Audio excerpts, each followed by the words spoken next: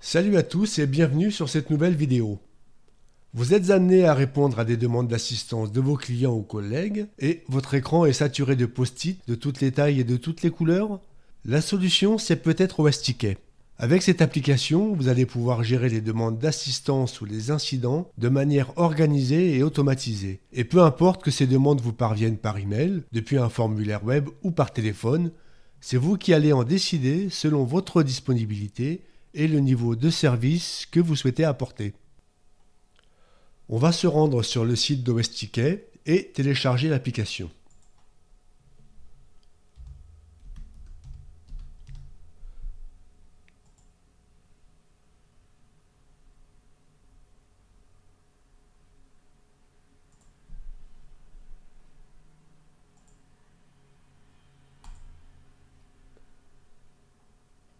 On voit qu'il y a plusieurs niveaux d'open source, du cloud. On va choisir la version open source. On a le choix entre la version 1.16 ou 1.17. On va prendre tant qu'à faire la 1.17. On choisit le langage français qu'on met dans la boîte. On ne va pas choisir de système d'authentification. On continue.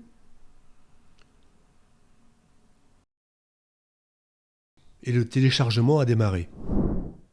Le téléchargement est maintenant terminé. On peut intégrer OSTicket de différentes façons. On peut créer un sous-domaine à un autre domaine principal ou on peut créer également un nouveau domaine. Nous, c'est ce qu'on va faire. On va créer un nouveau domaine toujours en local dans WAMP Server et on va voir qu'on va rencontrer quelques soucis qu'on va résoudre rapidement. Si vous ne connaissez pas WAMP Server, j'ai déjà réalisé un tuto et je mettrai le lien dans la description. On va commencer par créer un dossier OSTicket dans notre répertoire WAMP64 www.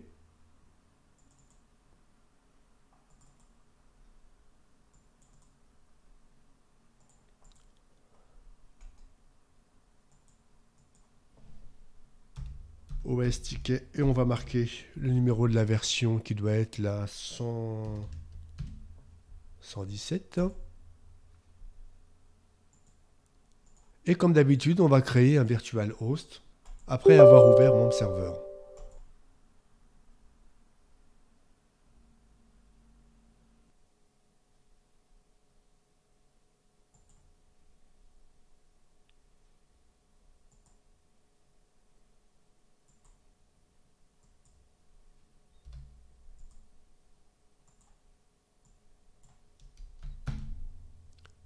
Jusque-là, rien de compliqué.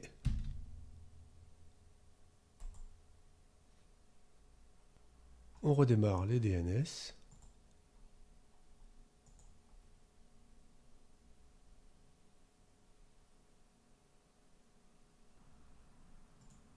On va maintenant ouvrir notre archive.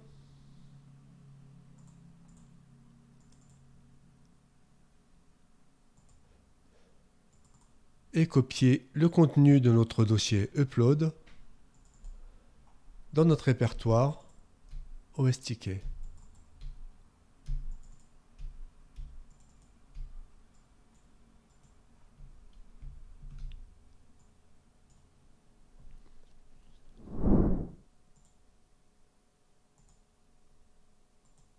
On va maintenant procéder à son installation.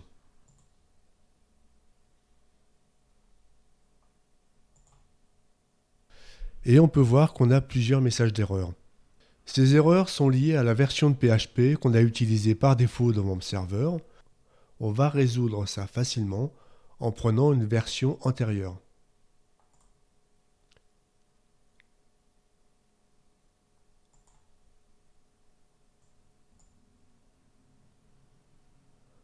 Par défaut, on était sur la version 8.2.0 de PHP. On va prendre une version en dessous. Par exemple, la 8.0.26.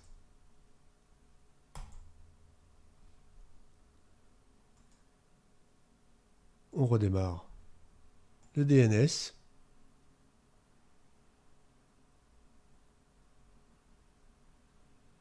et on retourne à notre installation.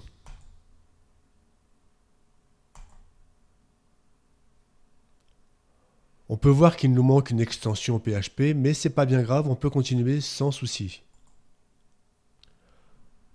OSTK nous indique qu'il manque le fichier de configuration de base. En fait, il existe, il suffira juste de le renommer, comme cette ligne nous l'indique. Par défaut, il s'appelle OST Sample Config, et il faudra le renommer OST Config, tout simplement. On va aller dans notre dossier OSTK, dans le répertoire Include, et on va renommer le fichier.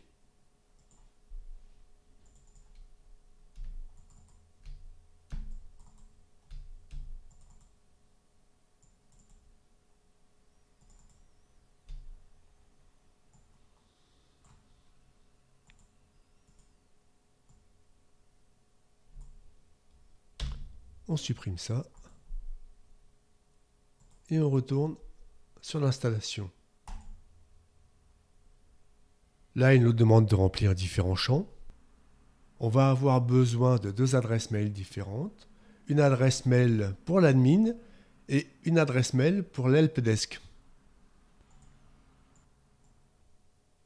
On va rencontrer un autre souci lors de l'installation d'OSTK, puisque celui-ci n'acceptera pas de connexion à une base de données sans mot de passe. Il va falloir aller dans phpMyAdmin, créer une base de données et un utilisateur. Vous vous souvenez que par défaut l'utilisateur c'est root et qu'il n'y a pas de mot de passe. On va créer un nouvel utilisateur qu'on va appeler OSTK 117.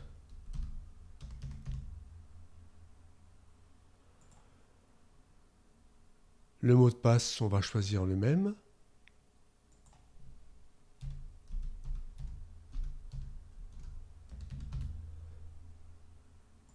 Bien sûr, je vous le déconseille en réalité. Là, c'est juste pour les besoins du tuto.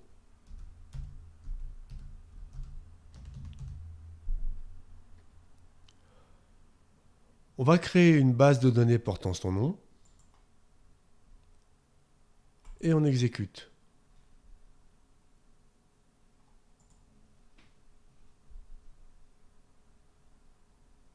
Il a bien créé la base de données OSTK 117. On va revenir sur l'installation.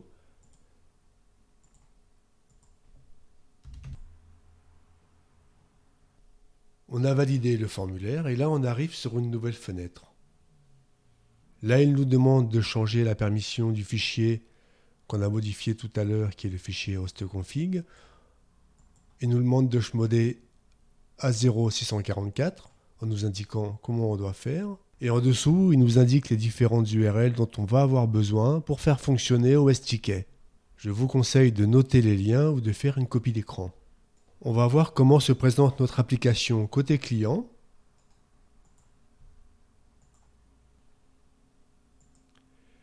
Et comment elle se présente au niveau de notre tableau de bord.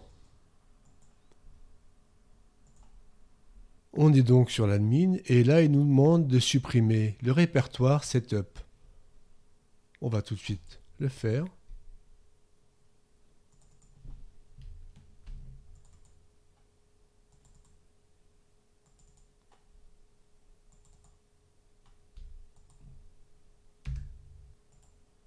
On remarque également que bien qu'on ait téléchargé la langue française, tous les menus sont en anglais et on n'a pas la possibilité de les changer dans les menus.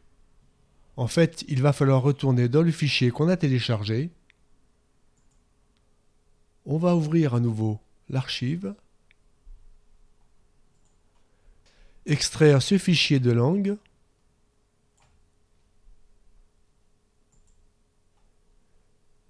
et le déposer dans le dossier Include i18n.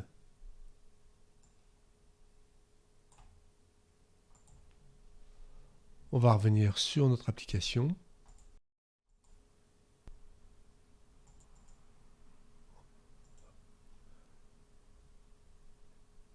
Et maintenant, on voit qu'on est en français. les langues par défaut, français, et on va enregistrer les changements. On va faire un peu le tour du propriétaire, mais je ne vais pas forcément vous expliquer chaque menu, chaque champ. La plupart se passent un peu d'explication, c'est relativement simple, mais vous allez voir quand même qu'on peut tout modifier, que c'est extrêmement complet. Ça peut vous demander un peu de temps de le personnaliser à votre idée. On va voir ça tout de suite. Dans le tableau de bord, vous avez des journaux système et des informations sur l'installation. Dans Paramètres, vous avez un onglet Société avec le profil de l'entreprise, nom, numéro de téléphone, adresse, les pages du site, page d'accueil hors connexion, des pages de remerciement. Par défaut, vous pouvez créer celle que vous voulez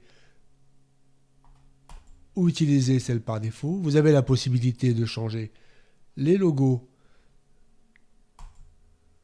côté client et le background côté back-office. Le background, c'est ce qu'on voit là quand on se connecte en administrateur. Dans le système, vous avez tout un tas d'informations, votre nom, les départements par défaut. Vous pouvez ajouter des départements qui vous intéressent. Là, on a maintenance, vente, support. Vous pouvez en ajouter autant que vous le souhaitez. Je vous invite à lire un petit peu tout ça. Je ne vais pas vous expliquer chaque champ. C'est plutôt explicite. Les tickets, c'est un peu pareil. Vous pouvez décider du format de ticket par défaut. Tout ce qui est là est paramétrable. Vous avez des SLA par défaut, définir un peu des priorités, un répondeur automatique, des alertes, à activer ou pas. Toujours dans paramètres, vous avez la possibilité de modifier un peu le template des agents, des utilisateurs. Vous pouvez gérer les rubriques d'aide, en ajouter, en enlever. Les pages, toutes les pages. Donc, tout à l'heure, on a vu qu'effectivement, on avait une page de remerciement. Donc, elle est ici. Et là, vous avez la possibilité... Alors, il faut savoir que bien que l'interface a été traduite en français, ce n'est pas le cas des messages. Il va falloir les traduire en français, les adapter à votre société, à votre style, et les traduire. Vous avez la possibilité d'avoir différents emails selon les alertes, les messages. Vous allez aussi pouvoir rentrer plusieurs agents, leur définir des équipes, des rôles. On va prendre par exemple le cas de l'agent, nous on est quoi déjà? On est l'agent X. On va prendre l'agent Z. L'agent Z, il est limité aux accès uniquement à la maintenance. Il peut créer, supprimer, éditer, et il fait partie de l'équipe. On ne lui a pas choisi de groupe. Il va faire partie de l'équipe niveau 1 de support. C'est fait. On va aller maintenant sur les panneaux des agents, et on voit que sur notre panneau, on a 2 tickets. On a un ticket qui nous informe que l'OS Ticket a été installé. Ça ne nous intéresse pas vraiment. On va peut-être même éventuellement le supprimer. Et on a un autre ticket d'un client qui nous dit ça ne marche pas. Donc on va regarder. Et il nous dit ça marche pas, il nous dit ça marche pas. Et pourquoi? J'ai un souci avec le chien qui bave partout. Voilà. On lui a vendu un chien, le chien bave. Et du coup, il n'est pas content. On n'a pas spécialement le temps de lui répondre, et puis c'est pas du tout dans nos prérogatives. On n'est pas là pour ça, nous. Nous, on gère l'équipe, mais on va pas leur répondre. Donc, ce client, on va le renvoyer à un autre agent. On va le renvoyer à l'agent Z, qui lui, effectivement, est là pour gérer ce genre de problème. On va réaffecter.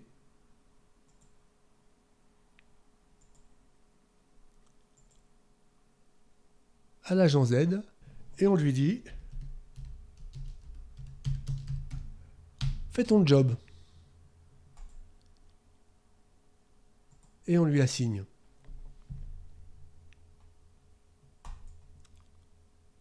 coup, on voit qu'il a été assigné à l'agent Z. Et pour nous, c'est terminé. Et on va aller voir du côté de l'agent Z ce qui se passe. Donc lui se connecte avec ses identifiants. Et il voit tout de suite, dès le départ, qu'il a un ticket. L'administrateur, l'agent X qui lui dit « Fais ton job ». Et le client qui lui dit « J'ai un souci avec le chien qui bave partout ».